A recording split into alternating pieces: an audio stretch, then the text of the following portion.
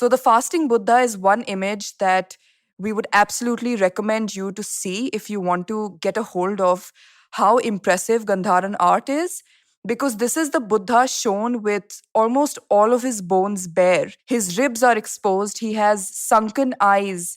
And in fact, as Pramod Chandra describes it, the face carries hardly a trace of human flesh. The feeble eyes are sunken in deep sockets. The cheekbones protrude, the cheeks are pinched, and the skin of the forehead is pulled tightly over the skull.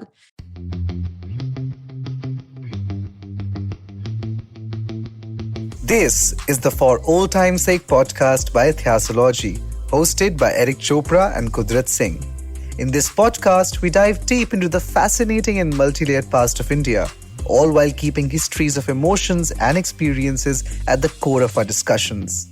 Here at Theosology, we believe that nobody should feel left out of history. We're not just sharing stories about the big names, dates, and places. We are also uncovering hidden gems from the footnotes of history. From overarching themes like society, polity, and economy to histories of art, gender, sexuality, fashion, horror, and more, we have got you covered. Welcome to this captivating historical journey. Hello, everybody. This is Eric Chopra. And this is Kudrat Singh. And welcome to another episode of the For Old Time's Sake podcast by Theosology. So, in today's episode, we're going to be talking about the Kushans, which was a vast empire primarily centered in the northwestern part of the Indian subcontinent. And while we will be talking about their political and economic achievements, what we want to focus on today is the Gandhar school of art, which they were famous for patronizing, and what this stood for. Now, the most popular image that comes to mind when we speak about the Gandhar school of art are these images of the Buddha, right? Which we associate with the Kushans. This is this very refined image in which you see the Buddha, you see a robe-clad Buddha with the halo, with the Ushnisha and the Urna, with the signs of a Mahapurusha, elongated earlobes, and so on and so forth. And while it is commonly held that this is the inception of the Buddha image, which is not correct, as we will discover in this episode, but yes, there is something about this school of art and the lingering impact it left on other artistic traditions that's noteworthy. And that is why I think it's important that we locate ourselves in that particular region and see the kind of artistic traditions that flourish there. Yes, Eric. And it's so interesting to note that the variety of art that was produced in Gandhar was beyond just these Buddha sculptures. So you see fantastic images rendered on coins. They were also producing images of various bodhisattvas as well as scenes from the Jatakas. So a lot of narrative art also featured in this Gandhar school, clearly signifying that this was a flourishing economy which paid a lot of emphasis on artistic traditions. So that is a little bit about what we'll be exploring in this episode. Now let's begin first by talking a little bit about who the Kushans were. So the Kushans were one of the 5 great Yuchi principalities, which were located in western China, and they were called Guishang, please excuse my pronunciation, in this locality. But of course, Kushan is an anglicized version of Guishang. Now, the Kushans expanded from western China towards the Oxus River, and it's only in early years of the 1st century CE that they were able to establish control in Afghanistan, specifically in Gandhara or Kandahar, as it is called in present-day Afghanistan. The first ruler who led the Kushans into India was someone called Kujula Cadphises or Cadphis. Again, we don't exactly know how this was pronounced, but this was the person who managed to consolidate control eventually over the northwest part of the Indian subcontinent as well. Yeah. And he comes to Gandhara, right, which is a region with its own rich history, right? It has seen, it's a deeply diverse background. You go back all the way to it being a part of the Achaemenid Empire of Persia. You see its own history with Alexander and the Mauryas. And then you see a series of Indo-Greek dynasts. And it's in the aftermath of this sort of mixed history that the Kushans emerge, with Kujula Cadphises as the first ruler who was able to consolidate rule in Gandhara, in this subcontinent. Now, why it's important that Gandhara emerges as this cosmopolitan and checkered location is also because of its strategic placement, right? You think of it as providing access into the Indus basin via the Khyber Pass. Right. So it is a strategically important location. Therefore, we see a plethora empires, ideas, cultures, people coming over here. Now, before we delve deeper into the economic, political, and social backdrop of the Kushans in Gandhar, which is also obviously interlinked with the artistic traditions that flourished here, because it's not just art for art's sake, it is a deeply political, economic move. The whole process of patronizing certain sculptures or certain coins, the kind of images that you see on these coins sort of gives you a peek into the self image of the emperor, right? Because the coins have a deity and then they also have the emperor. So there is a self image that is being made, there is a self image that is then being projected. But what is so special is, as we talked about in the beginning, are images of the Buddha, Right. or images emerging from the Buddhist tradition. And, you know, it's fascinating because we go from these schools of art where we see Buddha not represented in a bodily form, right? You see representation through symbols associated with the Buddha. So you have the throne, or you have his footprints, or you have the Bodhi tree, or, the stupa. But in the case of Gandhara, the images that we have from there, we have these clear depictions of the Buddha as in a bodily form. And not only that, you have images of the Buddha in various stages of life, right? Those very fascinating images of him fasting while he was on the journey towards enlightenment.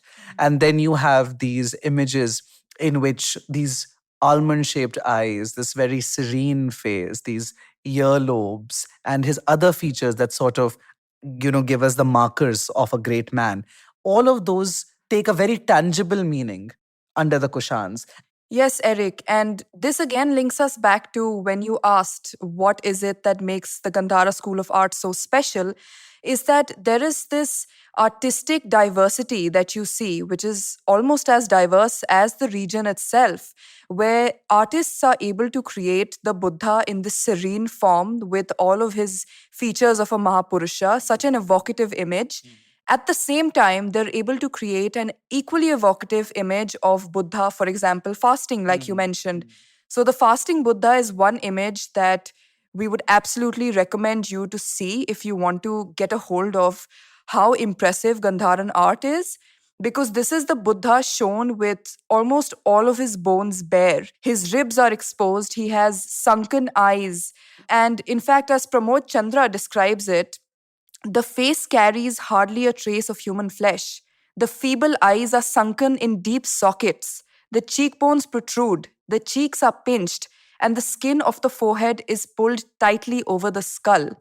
So, for an artist to be able to create an image of the Buddha in such an intense phase of his meditative journey is really something that the Gandharan artists deserve a lot of credit for. Yeah. And you mentioned Pramod Chandra, and he talks about how, as you just mentioned, that there is a connection that is established with Hellenistic style in showing these figures in moments of their life other than their prime. Right. So there is that connection. What comes to mind is this another very fascinating sculpture of the Buddha, which is at the Met, in which he has, he's sitting in Abhya Mudra, which is, of course, a gesture of approachability, with his hands raised, his right hand raised with his five fingers towards the subject.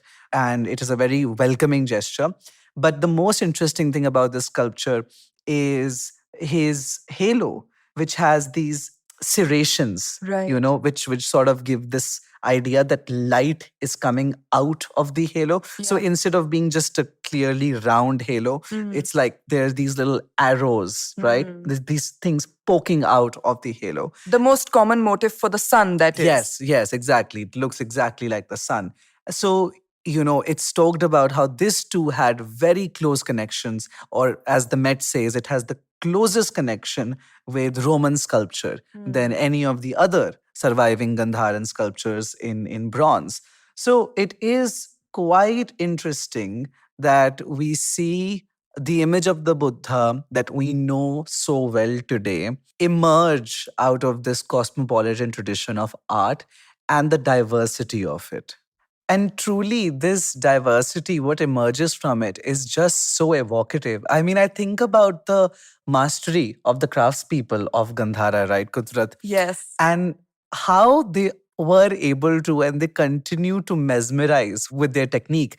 Like Vidya Deheji has talked about this, that when you see the image of the Buddha that comes from Gandhara, you have the artist, the person responsible for crafting these images, very elegantly rendering the features of the Buddha. So that, what we see on the top of his head, that oval shaped, what is considered to be, his hair, the top of the skull is known as the Ushnisha, whereas it is also considered to be the crown of enlightenment. Similarly, you have the tuft of the hair, which is right between his eyebrows. And the Hejia says that this, which is known as the urna, it is so elegant that it looks like it is a tika or a mark, right? And this is yet again another symbol of wisdom. So there are these very dramatic, evocative images that come from Gandhara. But a very crucial point to mention here is that it is commonly held that the image of the Buddha, its inception is rooted in Gandhara and with the Kushans, but that is not true. I mean, we are familiar with the work of Susan Huntington, who talks about how the iconographic conventions in the stone images of the Buddha go back to the pre-Kushan period, right?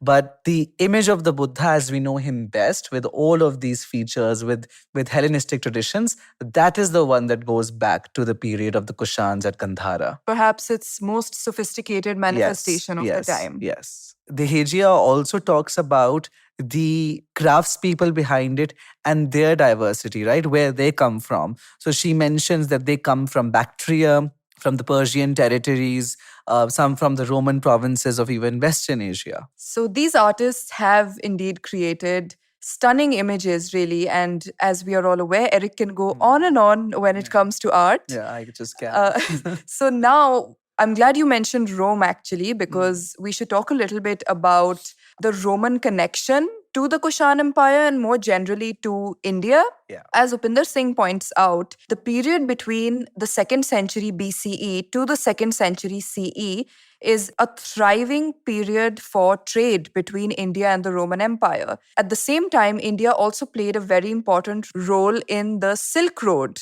So you have connects with both the West and the East. And a lot of these connections have actually been mentioned by historians such as Pliny and Periplus. Sea trade with Rome was more prevalent because Roman gold coins have been found to be concentrated in Coimbatore in Tamil Nadu and in Krishna Valley of Andhra Pradesh.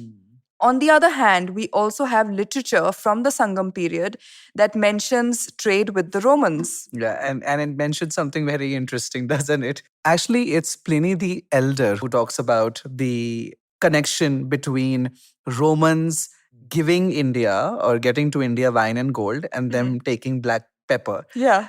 And you have the Roman historian Pliny the Elder who talks about the unfavorable trade balance with India and the significant drainage to the gold of Rome during this sort of period of trade. This is from Partha Mitra's work, and yet again on if you actually urge me or let me speak about art.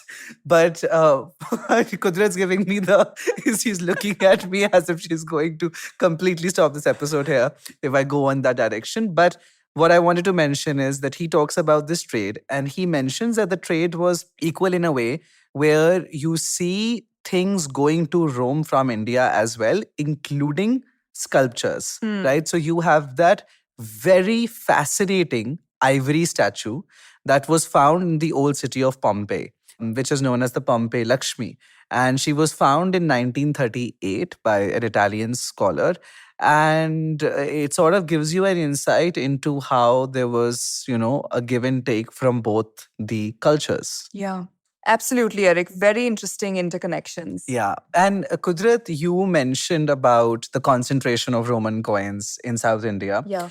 But I think it is also important to talk about the gold coins and the copper coins and the various other coins of the Kushans, but especially the gold coins of the Kushans that did follow a Roman weight standard, right? Yes. And you seem to have studied these coins with much more attention. Tell us a bit about the coins of the Kushans and what kind of artistic traditions we see flourishing in them.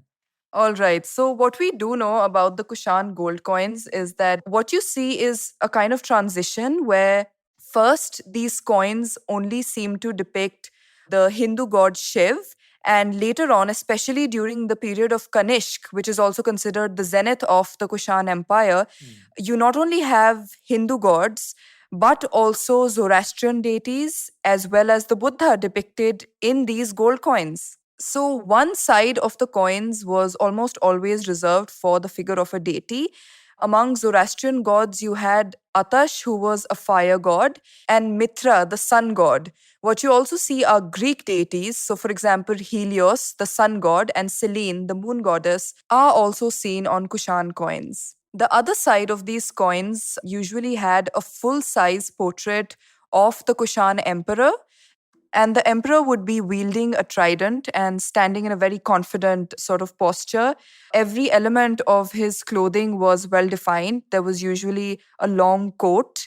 There were also fire altars depicted in some coins, especially from Kanishk's period. So we would urge our audience to actually see images of Kushan coins, because many of these contain inscriptions in the Roman script.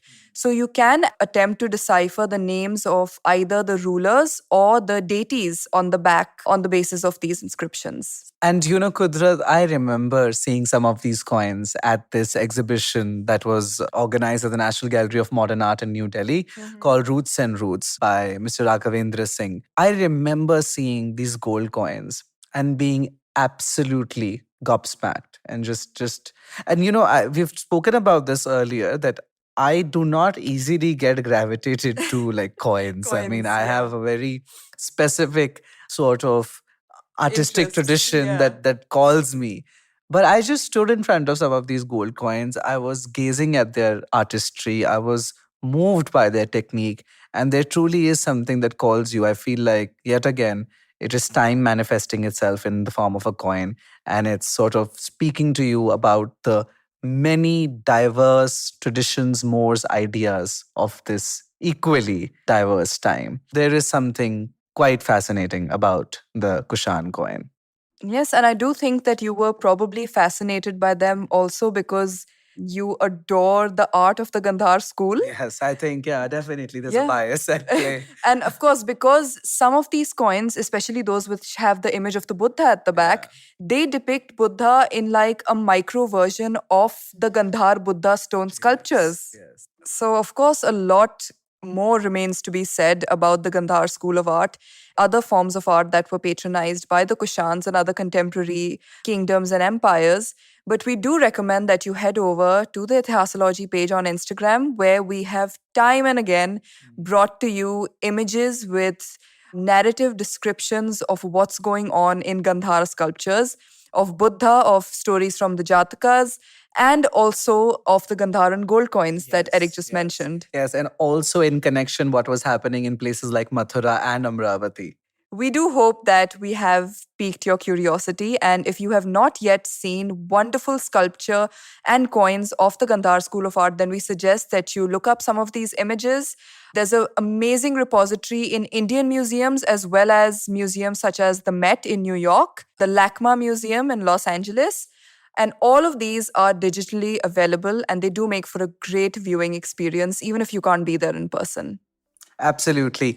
So we urge you all to begin your journey into Gandhara and into this fascinating school of art and the many interconnections, yet again linked to our last episode, the kind of corridors of history that this might lead you into, because that is what we do here at Ithasology, introduce you to the many, many fascinating word of the podcast, corridors of history. So thank you for tuning in to yet another episode of the For Old Time's Sake podcast by Ethasology. This is Eric Chopra. And this is Kudrat Singh. And we'll see you very soon.